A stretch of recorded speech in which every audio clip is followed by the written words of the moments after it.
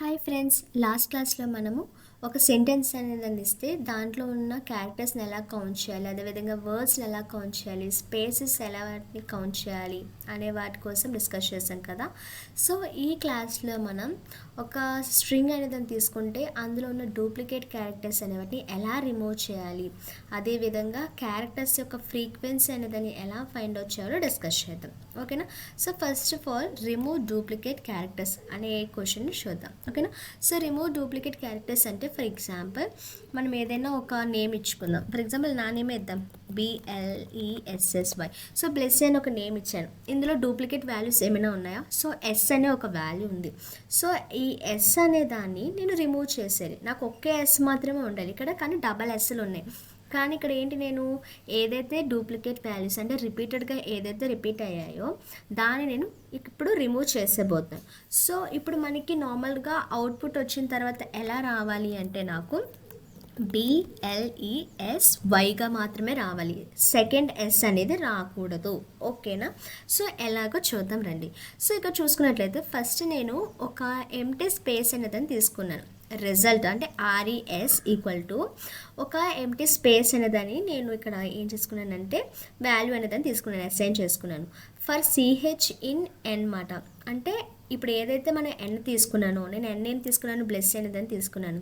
So అందులో ఉన్న ప్రతి క్యారెక్టర్, సో CH వాల్యూస్ ఏంటి, CH ఈక్వల్ టు ఫస్ట్ ఏమవుతుంది, B అనేది ఫస్ట్ క్యారెక్టర్ అవుతుంది, తర్వాత L, తర్వాత E, తర్వాత S Y అనేవి CH వాల్యూస్ అవుతాయి. అంటే ఒక్కొక్క లూపు మనము ఇటరేట్ చేస్తున్నప్పుడు ఒక్కొక్క క్యారెక్టర్ వాల్యూ అనేది అది తీసుకుంటుంది. ఫస్ట్ ఏం తీసుకుంటుంది, B అనే వాల్యూ తీసుకుంటుంది.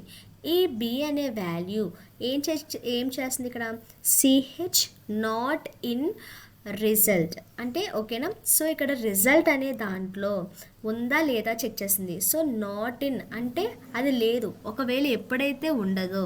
సో ఇన్ అంటే ఏంటంటే రిజల్ట్ అనే దాంట్లో ఉంది, నాట్ ఇన్ అంటే ఏంటంటే అందులో లేదు.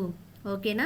సో మనం ఇప్పుడు ఏదైతే B అనేదని తీసుకున్నామో ఆ క్యారెక్టర్ అనేది ఇప్పుడు రిజల్ట్ అనే దాంట్లో లేదు అని కండిషన్ చెక్ చేస్తున్నమాట.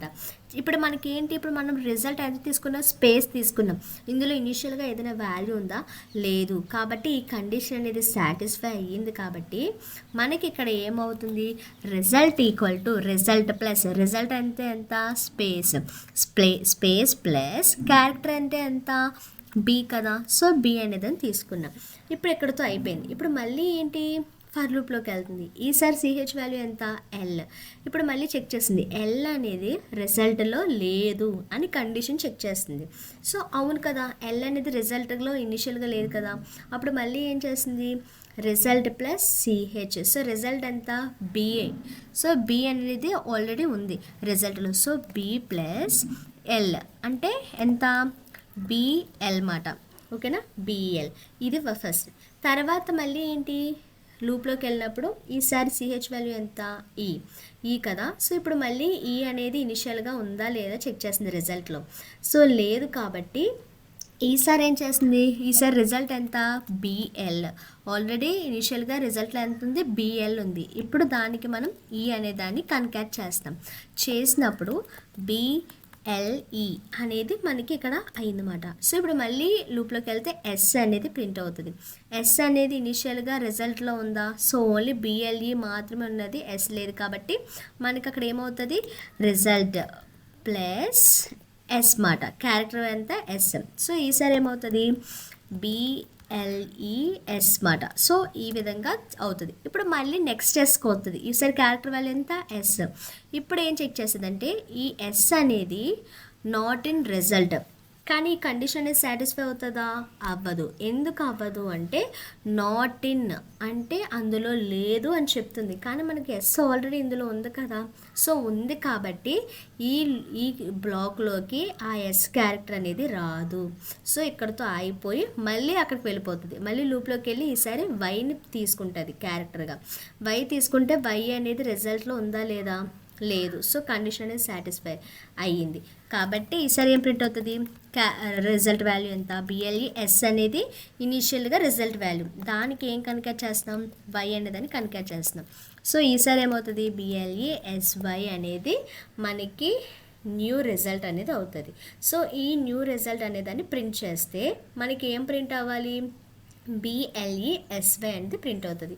అర్థమవుతుందా? మనం ఇక్కడ తీసుకునే కండిషన్ ఏంటి, CH నాట్ ఇన్ రిజల్ట్ అంటే మనం చెప్తున్నాం CH నేను తీసుకున్న క్యారెక్టర్ అనేది ఆ రిజల్ట్లో లేదు.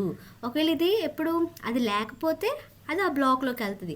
ఒకవేళ ఆ కండిషన్ అనేది అంటే ఉంటే సాటిస్ఫై అవ్వకపోతే అప్పుడు ఆ బ్లాక్లోకి వెళ్ళదు. సో ఎస్ అనేది ఏంటి, ఎస్ అనేది ఆల్రెడీ మనం తీసుకున్న రిజల్ట్లో ఉంది, కానీ మనకి ఇక్కడ కండిషన్ ఏంటి లేదు అని చెప్తున్నాం. సో అప్పుడు కండిషన్ అనేది సాటిస్ఫై అవ్వలేదు కాబట్టి అది ఆ బ్లాక్లోకి ఎంటర్ అవ్వదు. అప్పుడు నెక్స్ట్ క్యారెక్టర్లోకి వెళ్ళిపోతాము. సో అవుట్పుట్ చూద్దాం. సో ఎంటర్ ఎ స్ట్రింగ్ అన్నారు, నేను బ్లెస్ అనేదాన్ని తీసుకుంటాను. సో నాకేమని ప్రింట్ అవ్వాలి, BLE సింగిల్ ఎస్ మాత్రమే ప్రింట్ అవ్వాలి. చూస్తారు కదా ఎలా ప్రింట్ అయిందో. సో మీరు ఇంకొక నేమ్ తీసుకుంటారంటే ఇంకొక నేమ్ తీసుకోవడం మీరు చెక్ చేసుకోవచ్చు. ఓకేనా?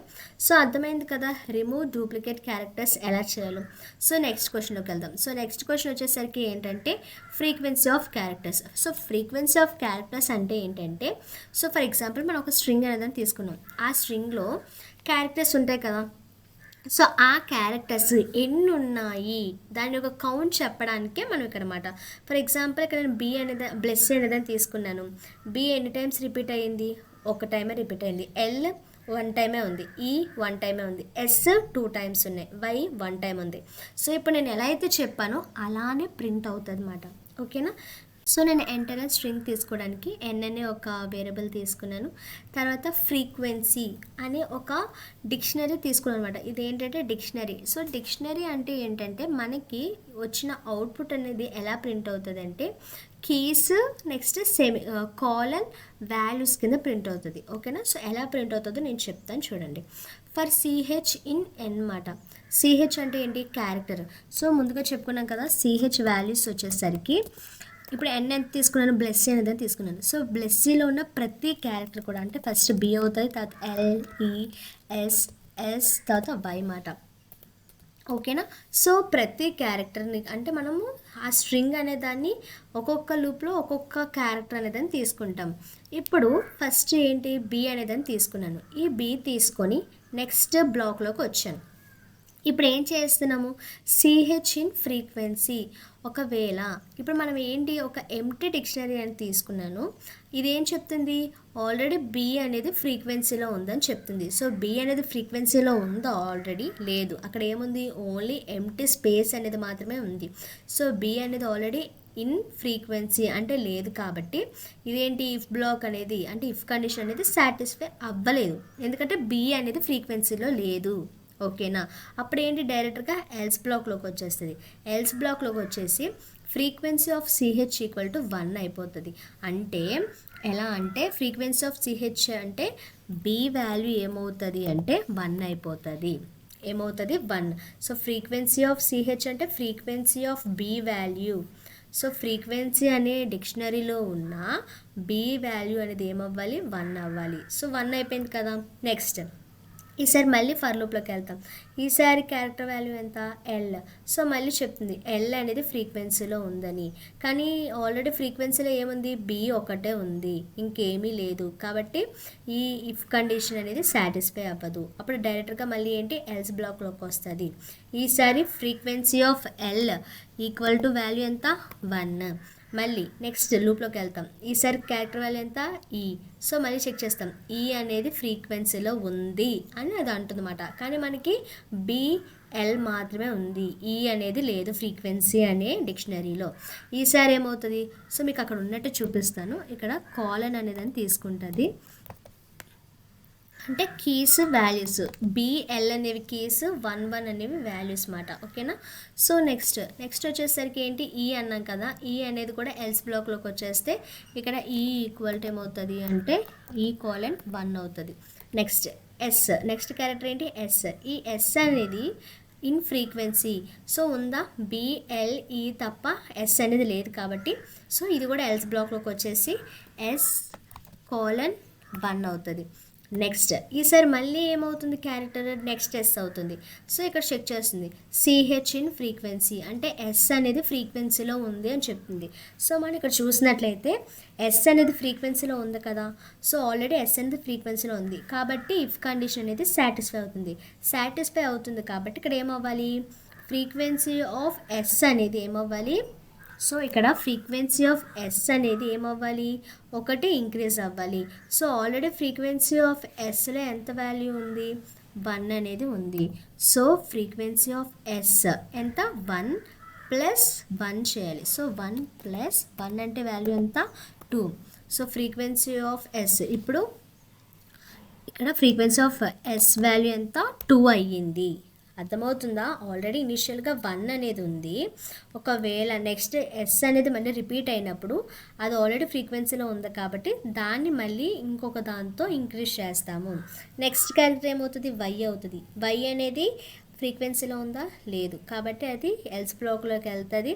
So frequency of S Y equal to 1 అవుతుంది అన్నమాట. సో వై కోలన్ 1 అవుతుంది. సో అర్థమైంది కదా. సో బి అనే దానికి ఎల్ఈ నెక్స్ట్ వై ఇవన్నీ కూడా 1 ప్రింట్ అవుతుంది. ఎస్ మాత్రం 2 ప్రింట్ అవుతుంది.